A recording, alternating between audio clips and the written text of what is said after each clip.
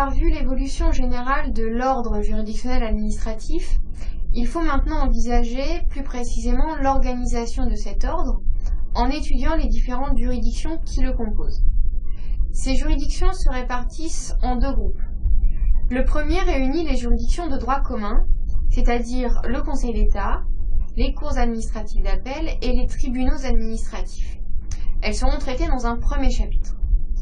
Le deuxième rassemble les juridictions administratives spécialisées. Ce sera l'objet du second chapitre. Commençons donc par les juridictions de droit commun, et plus particulièrement par le Conseil d'État. Les cours et les TA seront présentés dans la vidéo suivante. Le Conseil d'État est le juge suprême de l'ordre juridictionnel administratif. Par conséquent, l'ensemble des juridictions administratives lui sont soumises, y compris les juridictions administratives spécialisées. Nous avons déjà évoqué l'évolution qui a permis au Conseil d'État de jouer ce rôle. Nous nous bornerons donc ici à présenter le Conseil d'État tel qu'il existe aujourd'hui, en envisageant ses membres puis son fonctionnement. Grand 1, les membres du Conseil d'État. Les membres du Conseil d'État sont un peu plus de 300 environ, dont 220 sont en activité au sein du Conseil d'État. Une petite centaine, en revanche, est en activité à l'extérieur, dans des grandes entreprises publiques ou dans des cabinets ministériels, par exemple. Ces membres appartiennent à un seul et même corps de la fonction publique, celui de membres du Conseil d'État, mais ce corps se divise en plusieurs grades. Grade d'auditeur, grade de maître des requêtes, grade de conseiller d'État, grade de président de section et enfin grade de vice-président.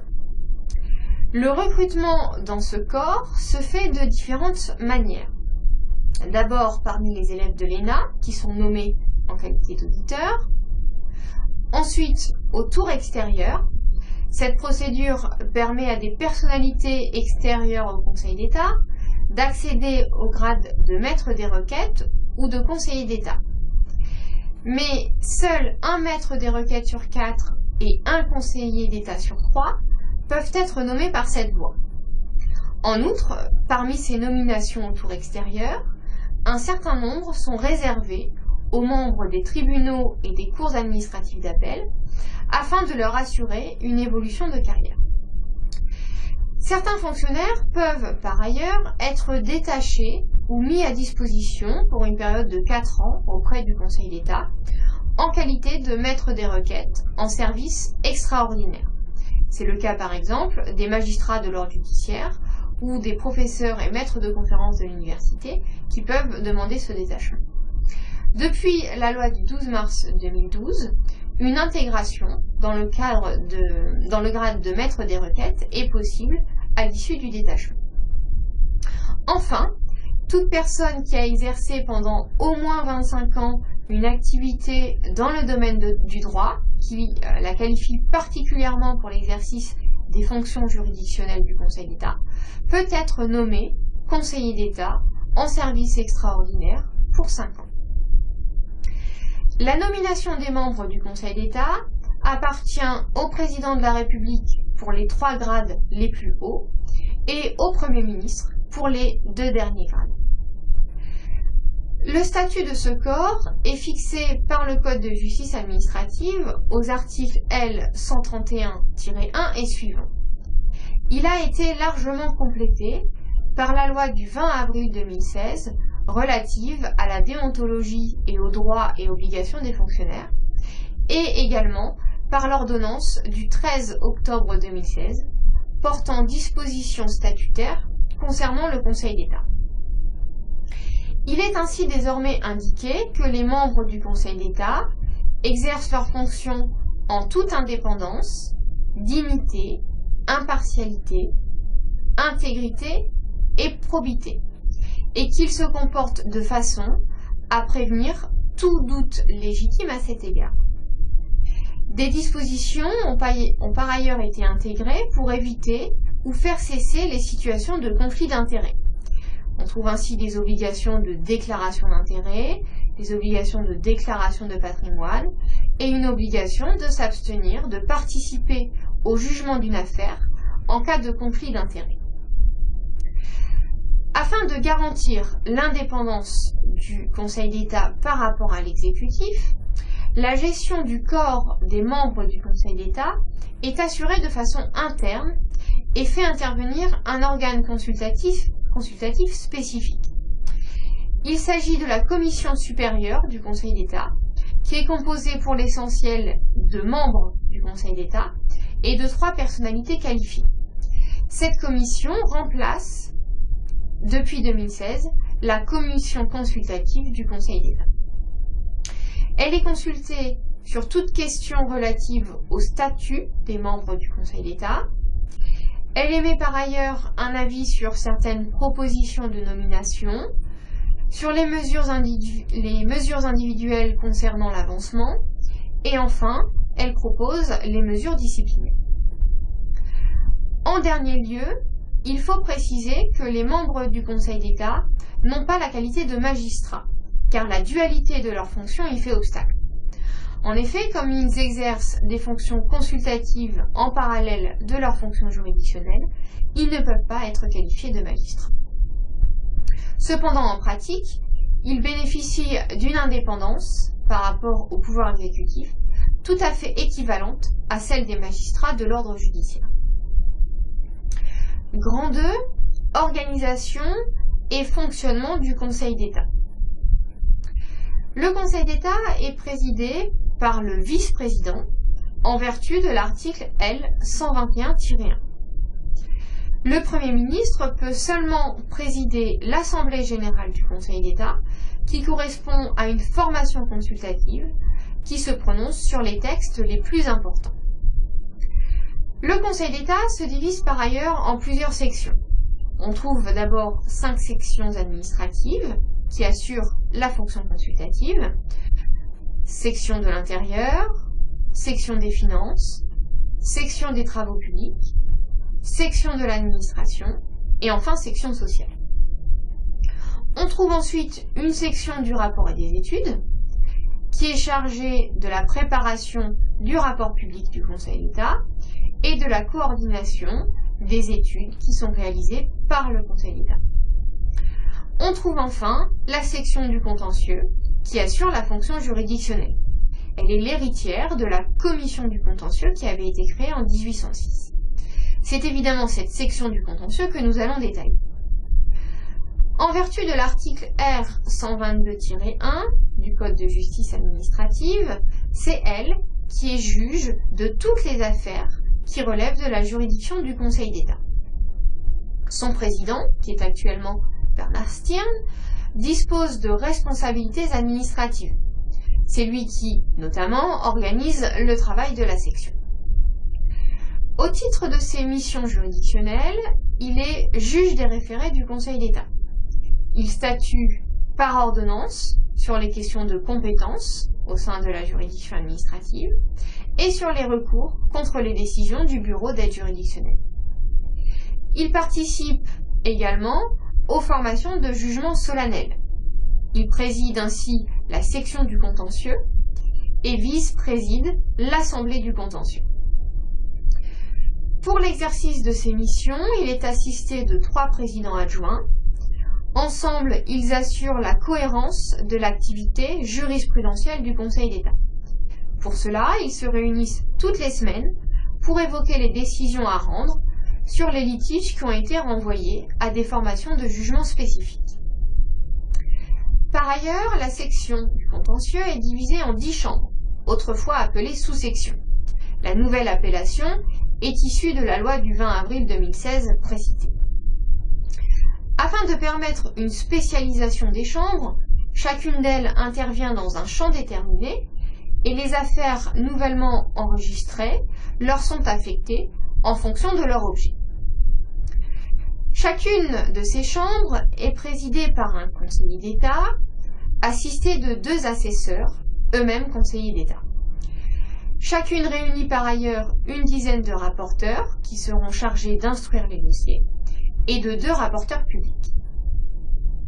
L'appartenance à l'une de ces chambres n'exclut pas la participation de ses membres aux sections administratives du Conseil d'État. En effet, il existe historiquement un principe de double appartenance. Autrefois, les membres du Conseil d'État n'étaient affectés que pour la moitié de leur temps à la section du contentieux. Pour l'autre moitié, ils appartenaient à une section administrative. Seuls les jeunes recrues ou les rapporteurs publics n'appartenaient qu'à la section du contentieux. Toutefois, le décret du 6 mars 2008 et celui du 22 février 2010 ont atténué ce principe de la double appartenance afin de mieux séparer les fonctions administratives et juridictionnelles. L'article R 121-3 du Code prévoit que les conseillers d'État en service ordinaire, les maîtres des requêtes et les auditeurs peuvent être affectés soit à une, soit à deux sections, sachant par ailleurs que cela peut être deux sections administratives. Il n'y a donc plus d'obligation de double appartenance. En revanche, les maîtres des requêtes et les auditeurs qui comptent moins de 3 années de service, et les présidents adjoints et les présidents de chambre de la section du contentieux sont quant à eux affectés uniquement à la section du contentieux. S'agissant ensuite des formations de jugement, on en distingue 4 niveaux. Premièrement, la chambre jugeant seule, qui correspond à la formation la plus basique et qui juge les affaires n'opposant pas de difficultés particulières. Elle est composée du président de la chambre qui a instruit l'affaire, de l'un de ses 2 assesseurs et du rapporteur. Deuxièmement, les chambres réunies. Ces chambres réunies jugent des affaires qui présentent une difficulté juridique particulière. Cette formation correspond plus précisément à la réunion de 2 chambres, voire 3 ou 4, dont l'une a instruit l'affaire, et qui va donc la juger avec l'appoint de certains membres d'une ou plusieurs autres chambres. La formation de jugement des chambres réunies est donc ainsi composée du président de la section du contentieux ou de l'un des 3 présidents adjoints. Pour la chambre qui a instruit l'affaire, siège le président, 2 assesseurs et le rapporteur. Pour l'autre chambre, siège le président et 2 assesseurs. Enfin, siège également dans cette formation de chambres réunies un conseiller d'État appartenant à la section du contentieux qui a été désigné par le président de cette section en dehors des 2 chambres qui siègent. Les 2 autres formations de jugement correspondent aux formations solennelles du Conseil d'État. Elles jugent les affaires qui présentent une importance remarquable ou qui remettent en cause une solution jurisprudentielle adoptée par ces mêmes formations. Ainsi, la section du contentieux est une formation composée de 15 membres. On y trouve le président de la section et ses 3 présidents adjoints, les 10 présidents de chambre et le rapporteur de l'affaire. L'Assemblée du contentieux, quant à elle, statue sur les affaires ayant une importance exceptionnelle et elle comprend 17 membres. Le vice-président du Conseil d'État d'abord, les 7 présidents de section, c'est-à-dire les 5 présidents des sections administratives, le président de la section du rapport et des études et le président de la section du contentieux. Les 3 présidents adjoints de la section du contentieux sont également présents. Siège également le président de la chambre qui a instruit l'affaire et, dans certains cas, le président de la chambre à laquelle l'affaire a été initialement attribuée. Siègent également les 4 présidents de chambre les plus anciens dans leurs fonctions, en dehors de celui qui instruit l'affaire, et enfin le rapporteur. Il faut souligner, pour terminer sur les formations de jugement, qu'il existe des hypothèses de juge unique. Le président de la section, l'un de ses présidents adjoints ou les présidents de chambre sont d'abord juges des référés. Ils peuvent, par ailleurs, statuer par voie d'ordonnance dans un certain nombre de cas prévus à l'article R 122-12. C'est le cas lorsqu'il y a désistement, non-lieu à statuer, incompétence de la juridiction administrative, irrecevabilité de la requête qui n'est pas régularisable, ou encore requête relevant d'une série. En conclusion, il faut indiquer qu'outre sa fonction de juge administratif suprême et sa mission de conseil du gouvernement, le Conseil d'État assure l'administration de l'ensemble de la juridiction administrative. En effet, la gestion des juridictions administratives est assurée sous la responsabilité du vice-président du Conseil d'État par le secrétariat général du Conseil d'État et par ses services. Ainsi, le Conseil d'État gère la carrière et la rémunération des magistrats des tribunaux administratifs et des cours administratives d'appel. Le vice-président du Conseil d'État assure par ailleurs la présidence du Conseil supérieur des TA et des CA, qui représentent les membres de ces juridictions et qui participent à la prise de décision concernant les membres de ce corps. Le Conseil d'État assure également la gestion du budget des tribunaux administratifs et des cours administratives d'appel. Il répartit notamment les moyens en matière d'investissement immobilier et d'équipement informatique.